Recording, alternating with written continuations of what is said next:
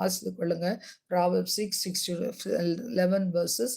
இதுல சொல்லப்பட்டிருக்கு, சோம்பேறியே, நீ எறும்புகிட்ட போய் அத யோசித்து அத பாரு, நல்லா பாரு. எப்படி ஞானமாய் இருக்குது.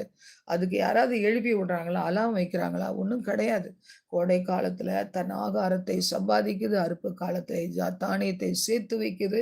நீ என்ன படுத்து உறங்கிக் கொண்டிருக்கிற? சில பேர்கிட்ட கேட்பேன், இன்னைக்கு எழுந்தீங்களா? அதிகாலையில இல்ல. ட்ரை பண்றோம், ஆனா எழும்ப முடியல.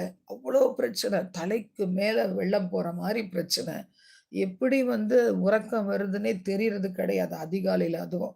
அப்ப கோடை காலத்துல அது எப்படி ஆக்டிவா ஆகாரத்த சம்பாதிக்குது, அறுப்பு காலத்துல தானியத்தை சேர்த்து வைக்குது. நீ எவ்வளோ நேரம் தூங்கிட்டு இருப்ப? எவ்வளோ நேரம்? எவ்வளோ நேரம்? எழுந்துரு.